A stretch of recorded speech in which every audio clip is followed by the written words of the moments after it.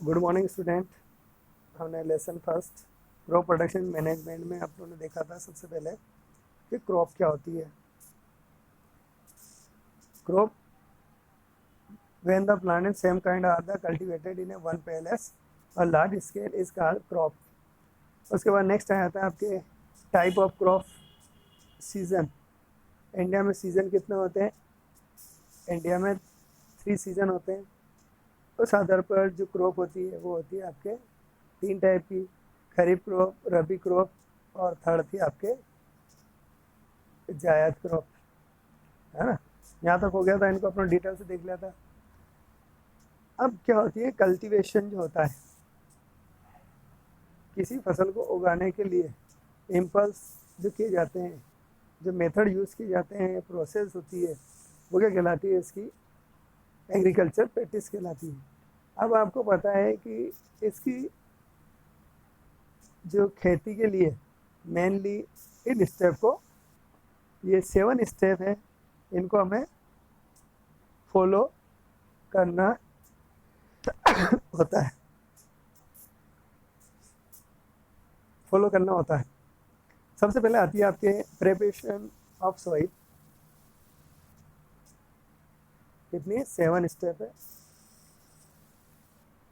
सबसे पहले preparation of soil यानी खेत तैयार करना। दूसरा शोविंग, इसके अंदर बीज डालना। तीसरा एडिंग मैन्योर फर्टिलाइजर, खाद डालना। चौथा है इरिगेशन यानी इसको पानी देना। प्रोटेक्शन ऑफ फ्रॉम वीड्स, जो अनवांटेड प्लांट होते हैं उनको हटाना। हार्वेस्टिंग यानी जब फसल जब पक जाती है उसको काटना और उसको तैयार करके जो आपके जो मटेरियल तैयार, फसल तैयार होती है उसको काट कर क्रॉप को स्टोर करना। ये होती है आपके 7 स्टेप। इन स्टेप को प्रोसेस फॉलो करना पड़ता है जब जाके आपकी कल्टीवेशन मतलब खेती होती है, एग्रीकल्चर होता है। तो सबसे पहले हम देखते हैं कि इसके अंदर सोइल प्रिपरेशन। आप जानते हो सोइल, अब ये कह रहे हैं सोइल प्रिपरेशन मतलब सोइल तैयार करना, मतलब खेत तैयार करना। आपने देखा होगा कि आप जैसे कोई भी ग्राउंड है, अगर उस पर आप ऐसे सीड डाल देते हो तो उसमें हो गया? नहीं। आप क्या करते, थोड़ी मिट्टी को डगिंग करके खोदते हो, लूज़ कर दी जाती है। लूज़ करने से क्या होता है कि वो आसानी से क्या होती है, उसमें एयर और वाटर जा सके। जैसे loose soil the growth percent organism a friend. आप जानते हो कि फार्मर का फ्रेंड कौन है? फार्मर का फ्रेंड होता है आपके अर्थवर्म, केचुआ। ये क्या होता है? अर्थवर्म होता है। और ये तो हो गया। इसके बाद जो होती है सोइल प्रिपरेशन में, जो सोइल को लूज किया जाता है, डिगिंग, है ना।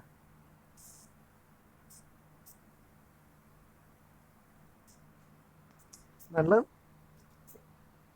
खेत को जो टाइट होता है उसको खोद के और कल्टीवेटर के द्वारा उसको लूज किया जाता है, जिससे उसमें से आसानी से रूट, उसे जो भी अपन सीड डालेंगे उस सीड को आसानी से ब्रीथिंग मिल सके और उसकी जड़ें बाहर आ सके प्लांट की।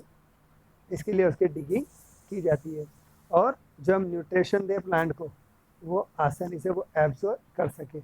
जैसे आपने देखा हो कहीं पे आपने मिट्टी नहीं खोदी और वहाँ ऐसे पानी डालते तो टाइम लगता है उसको जाने, लेकिन अगर वहाँ खुदा हुआ है तो वो आसानी से उसमें चला जाता है। अब ये तो हो गया आपके। उसके बाद आते अब इसमें जो डिगिंग की जाती है वो कैसे की जाती है? इसे बोलते हैं हम the process losing of earth soil. वो क्या कहलाती है आपके? प्लगिंग या टीलिंग। क्या कहलाते हैं? टीलिंग क्या होती है? क्वेश्चन आता है what is a tilling, what is a tilling या व्हाट इज ए प्लगिंग। यानी खेत, द प्रोसेस ऑफ लूजिंग और turning the soil is called tilling and plugging. यानी खेत को जोतना और उसकी हकाई करना। जैसे हल, नाम सुना होगा आपने, हल से खेत को ढीला किया जाता है, प्लग। तो वो क्या होती है? ये क्या कहलाती है? प्लगिंग या टिलिंग कहलाती है। अब आपको पता है एग्रीकल्चर इम्प्लामेंट, पहले क्या था कि प्लग होते थे, प्लग मतलब हल, पहले हल होते थे। हल क्या होता था, एक लकड़ी का जिसके आगे की साइड एक लोहे की तेज धार वाली लोहे का तिकोना सिरा लगा रहता था, और उसे बेल से खींचकर मिट्टी को क्या किया जाता है, उठाया जाता था। आपने देखा होगा जो श्री कृष्ण के बड़े भाई बलदाऊ, उनका जो हथियार है वो क्या है, हल। वो वही होता है आपके प्लग, और ये बहुत स्ट्रॉन्ग होता है।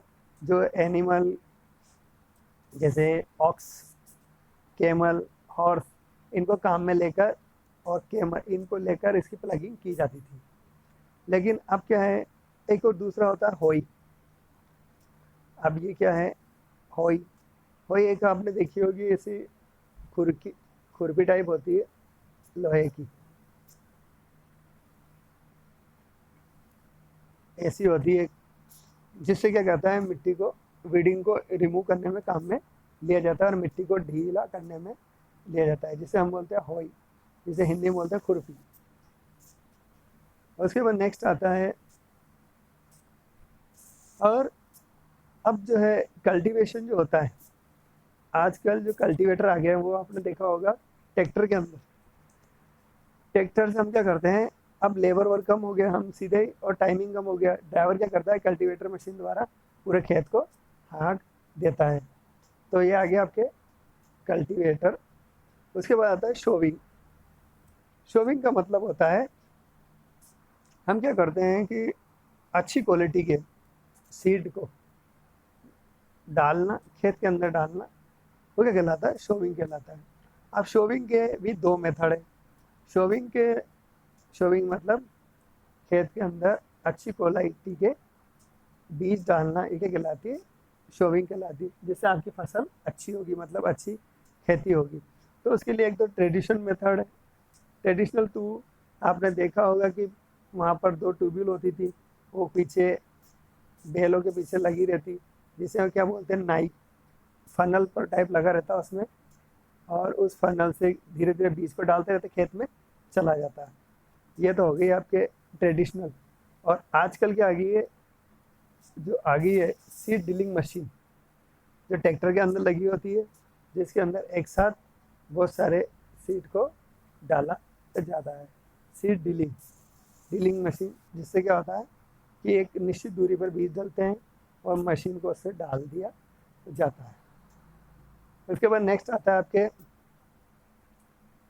और एक और क्या होती है, एक मैनुअल भी होता है, हाथ से भी शोविंग बीजों को फेंका जाता है।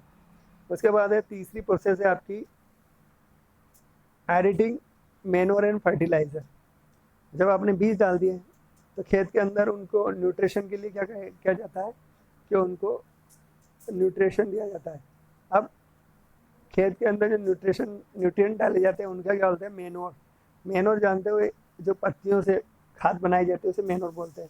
फर्टिलाइज़र वे होते हैं जो फैक्ट्री के अंदर केमिकल बनाई जाती है, फैक्ट्रियों के अंदर जो खाद बनती है उसे क्या बोलते हैं, फर्टिलाइज़र बोलते हैं। और ये दोनों क्या होते हैं, मेन न्यूट्रिएंट होते हैं, किसको, है ग्रोथ, फसल को अच्छी हेल्थी और ग्रोथ के लिए दिया जाता है, वो के मेन और फर्टिलाइजर कहलाता है। अब इसमें एक और चीज आती है, वर्मी कंपोस्ट।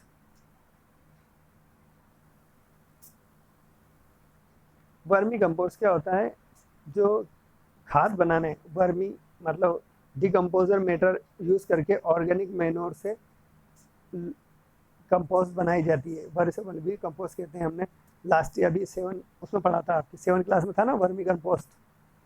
हम क्या करते हैं कि प्लांट की पत्तियाँ लेते हैं, उसके अंदर केचुए वर्मी डाल देते हैं, फिर धीरे धीरे वो वर्मी उनको क्या करते हैं, खा जाते हैं, और उसको रोटेट कर देते हैं, और वो एक प्रकार की खाद बन जाती है। वो क्या कहलाती है, आपकी वर्मी कंपोस्टिंग कहलाती है। उसके बाद नेक्स्ट आती है आपके,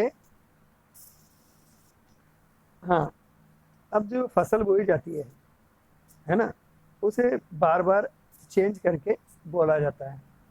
मतलब आपने एक खेत में एक बार जो फसल बोली, उसको उसमें नहीं बो के दूसरे खेत में बोया जाता है। अब आपके जो मेनर फर्टिलाइज़र होते हैं, जैसे फर्टिलाइज़र जो हमारे यहाँ इंडिया के अंदर मेनली जो काम में आते हैं, ये फर्टिलाइज़र काम में आते हैं। आप देखिए इंडिया के अंदर जो फर्टिलाइज़र यूज़ में आते हैं, सबसे ज़्यादा ये काम में आते हैं। Urea, ammonium sulphate, potash, NPK, nitrogen, phosphorus, potassium, ये काम में आते हैं। और एक होता है कि फसल को हम चेंज कर कर भी बोकर हम हमें सोयल की इफ़िशियंसी को बढ़ा सकते हैं। और एक और ये देसी खाद बोलते हैं जिसे मेनोर को, जैसे गोबर की, भैंसों के जो वेस्टेज होते हैं, गाय को वेस्टेज होते हैं, उनको से भी खाद बनाई जाती है। एक प्लांट की पत्तियों से खाद बनाई जाती है, वो मेनोर कहलाती है। जो क्या करती है, टेक्सचर रिटेनिंग कैपेसिटी, इससे क्या होती है कि सोयल की वाटर एब्जॉर्ब करने की क्षमता बढ़ जाती है। ये कहलाती है आपके, क्या होती है, मेनोर्स। अब आती है आपकी खेत की, आपको एफिशिएंसी और फसल की पैदावार ज़्यादा करनी है, तो आप एक खेत में जो आपने बो दिया है उसमें नहीं बो, हर बार चेंज करके बोएं। तो आप जैसे ही फील्ड के अंदर चेंज कर करके क्रॉप लगाते हैं, तो उससे क्या होगा कि आपकी क्या होगी, इफ़िशियंसी बढ़ जाएगी। और एक और चीज़ है आपके, एक जो लेग्यूम होती है, यानी जो पल्सेस वाला होता है, ये चना है, मटर है, और जितनी भी दालें हैं, अगर इनको हम खेतों के अंदर उगाते हैं तो इससे खेत की क्या होती है, इफ़िशियंसी बढ़ जाती है। एक और जो हमारे हेल्पफुल बैक्टीरिया होते हैं, आपको पता होगा, एक होता है राइजोबियम। राइजोबियम बैक्टीरिया जो होता है, वो क्या होता है, जो लेग्यूम की जड़ों के अंदर पाया जाता है, जो रूट्स होगी, और उससे क्या होता है, ये बैक्टीरिया लेग्यूमिनेसी कुंडली में पाया जाता है, जो नाइट्रोजन फिक्सेशन करता है। यानी अगर आपने किसी खेत के अंदर लेग्यूमिनस मतलब चना, मटर और ये बोए हैं, उड़द बोए हैं, तो उससे क्या होगा कि आपके जो खेत की पैदावार है, जैसे आप दूसरी फसल बोओगे तो उसकी पैदावार बढ़ जाएगी। क्यों? क्योंकि उनकी रूट्स के अंदर क्या होता है, राइजोबियम बैक्टीरिया पाया जाता है, जो आपकी जो फसल है, क्रॉप है, क्रॉप को क्या होती है, ग्रोथ मतलब जो प्रोडक्शन है उसको बढ़ा देता है। एक ये कैसा है, प्राकृतिक प्राकृतिक प्रकार का खाद है। उसके बाद आती है डिफरेंट बिटवीन, ये आपके सबसे इंपॉर्टेंट क्वेश्चन है, फर्टिलाइजर मेनोर के बीच में डिफरेंस। हर साल इसका क्वेश्चन आता है, ये आता है। क्या है फर्टिलाइजर मेनोर में, क्या क्या डिफरेंस है? फर्टिलाइजर मैन मेड होते हैं, मेनोर क्या होते हैं, मैनुअली सब्सटेंस ऑब्टेन करके बनाए जाते हैं। फर्टिलाइजर प्रेपर ऑन फैक्ट्री में बनते हैं, जबकि मेनोर क्या होती है, प्रेपर इन फील्ड, खेत में बनाए जाते हैं। Fertilizer are does the provide an human to the soil. Fertilizer क्या होती है, पूरी तरह से ये सोइल को प्रेपर नहीं कर पाते, और मेनोर जो होते हैं वो ह्यूमस बनाते हैं। For a fertilizer are very rich plant nutrient and nutrient phosphorus and potassium, इनमें एनपीके की मात्रा बहुत ज़्यादा होती है, जबकि जो मेनोर होते हैं ये relative rich and plant nutrient होते तो हैं इसमें न्यूट्रिएंट, लेकिन कम मात्रा में होते हैं जो उसको उसको मिल जाए। तो ये आपके इम्पोर्टेंट क्वेश्चन यहाँ से होता है, different between fertiliser and Manor. समझ में आ गया आपको? ये एक आपको यहाँ से देखना है। उसके बाद नेक्स्ट आता है आपके, यहाँ तक हो गया आपके